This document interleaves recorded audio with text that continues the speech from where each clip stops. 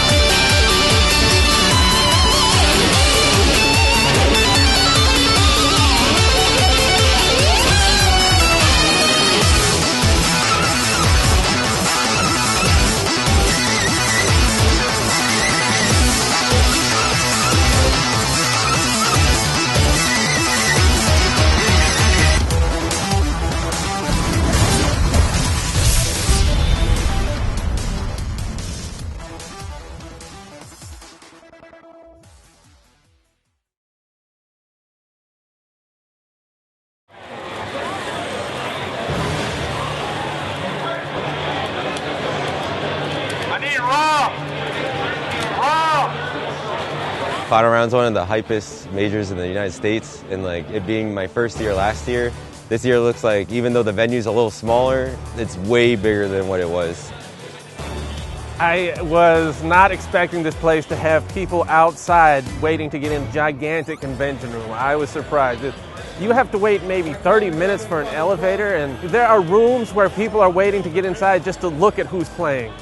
Hotel room, people are waiting in the hallways. But otherwise, Atlanta, I like it. I feel safer here than in Los Angeles. I don't think anyone here really knows what these players went through to get to the Final Four. They've had to deal with betrayals, they've had to deal with team challenges, they've had to strategize against their own teammates. If you just looked at their faces on day 7, they were completely drained. All of these guys deserve the utmost respect for getting here today. Give it up for these players right here. I'm just really anxious. I really want to play, and I just want to put the nail in the coffin, so to speak.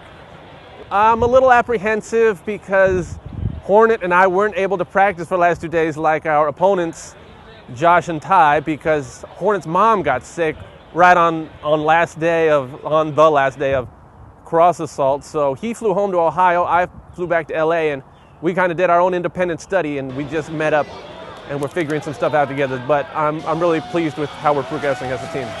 Ladies and gentlemen, welcome to the Cross Assault Grand Finals. It's going to be Dr. Sub-Zero and TFA Hornet on the left. And this is one of the strategies we've seen so far. Both players looking to feel each other out. An incredible amount here on the line in this 3 out of 5 set. Oh, good jump in. Not a big combo. Best player that is remaining on the show is without a doubt NerdJosh.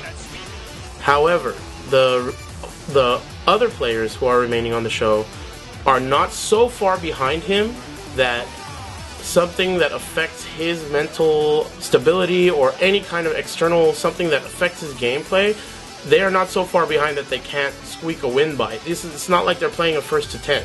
Really, at this point, one combo can end it. And you notice that standing jab connecting versus low opponents. That could be it. 1-1. Backdashing out of trouble. And that counter again. Ooh, And that's going to wow. connect. Wow. It is going to hurt. He'll live. And the crowd getting into this. At first, I thought NerdJosh is the strongest player, but the more I play ReNiC and the more I play Hornet, they're catching up. And they're catching up in their own style. Good follow-up there from Josh. Oh, wow. And again, Josh smelling blood. Go right in for those throws. He's made throws look pretty strong in this game. Oh, wow. wow. Sweeps him out of there. And this We could be almost over hold before free, it's- Josh. We almost hold free. Looks like he's switching up to Rolento. You know, he was actually doing pretty good with Hugo. I'm banking on this. I'm going all in. I'm betting it all. Oh, God, on a new guy. You really want me to say? On Rolento. Try and make that uppercut safe, but no, so far nothing from a teammate. Oh, wow. And that's the thing is when Rolento comes in as a second character, he can't really do a ton of damage when you do that tag switch. He's really best used on point, I feel. Yeah. Okay. Oh, big possibilities there in the corner with the baton twirl in there. And he probably could have tagged in. Oh, this is it. Okay. Tag.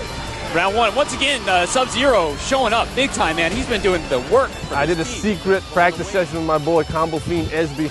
Taught me a couple tricks, so hopefully that'll help us get to the finals, and then I can unleash my true power on my boy Hornet. Punish there, off the wall. Wow, they're getting dangerously close to being out of this competition. And Sub-Zero really probably oh, wow. They've got 3 bars. They've got 3 bars. Wow, and that is the first pile driver I believe we've seen all match. It shows you the power of Hugo and the grapplers in this game to do big damage, even if not played in their sort of traditional, looking for the big pile driver. Styles goes for the knockdown. Oh, wow, nice crossover, right and that's it. there, and that is going to be it. Just like that, Team Tekken again defeated by NerdJosh and ReNiC. What's your strategy going into this? My strategy is I don't give a Big shout to the crowd from Dr. Sub-Zero, yeah, who disdainfully tosses his mad salty pink shirt back into the crowd. Happy to be done with that. Through countless hours of practice, hard work, execution, and determination, both NerdJosh and ReNiC from Team Street Fighter have made it to the grand finals. Who will take home the $25,000 cash prize and be crowned champion of Cross Assault? But we've got Alex here ready to see 2 of his pupils going head-to-head. Now, 25K. Josh's team, Rufus and Ryu, his Rufus is super nasty. Rufus is just as much of a problem in this game as he is in Street Fighter 4. ReNiC, this is an interesting team playing Zangief and Hugo. He played Abel a lot. Basically, it's just Zangief, because honestly, Ryu and Rufus at this point and this early in the game is probably one of the best combos out there. And so Zangief, he's just really good in this game, and he has the damage and the good options in this game because his dive kick, as effective as it ever was, wow, really confident uppercut there from NerdJosh. Just owning this, and frankly, ReNiC looking a little helpless here, not able to get it done, and needs to get Zangief out of there. Yeah, and he's still kind of pressing the issue. Maybe he's looking for a little space to tag him out. And that this is it. Wow. And that's a perfect. Perfect. I cannot understand what's going through ReNic's head there. ReNiC, you know, he has the old school mentality in the third strike genre, and he's played a lot of the grades.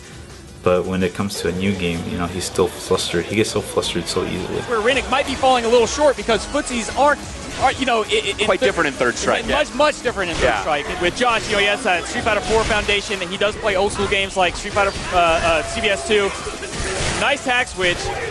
I would still choose NerdJosh just because he has experience in the same situation. Not for this big money, but he's been in there. He's been, you know, he's been in finals. He's won his tournaments versus, you know, big names before. So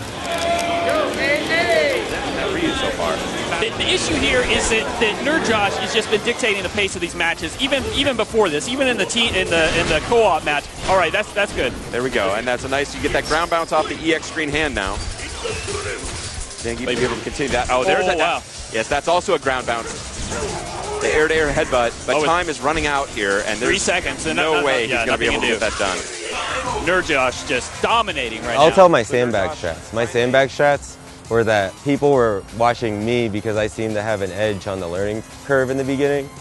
So I watched people play matches, and they were forgetting very subtle things about Street Fighter knowing reaction supered against a fireball, people weren't like using alpha counters correctly, or like even trying to look how to punish certain chains on block. So I removed those elements from my game so they wouldn't learn, and I knew I'd have better footsies, so I just played the footsie game. But this is going to be the last stand of ReNiC right here. Josh jumping way back to victory, and there's the Pandora, and way too little, way too late. And that's NerdJosh with the $25,000 taking Cross Assault. 25 grand. Shout out to ReNiC for making this far. I feel good.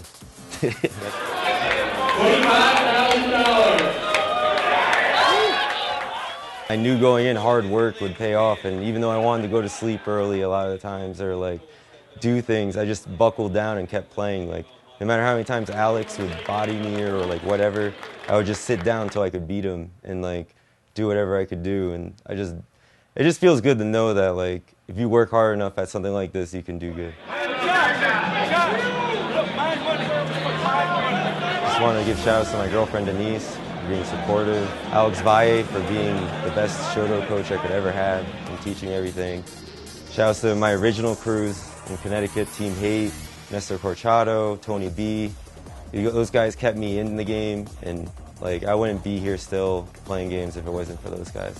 And shout outs to Arturo for hating me when I was 14 and me wanting to beat him because of it, so yeah. It's all good.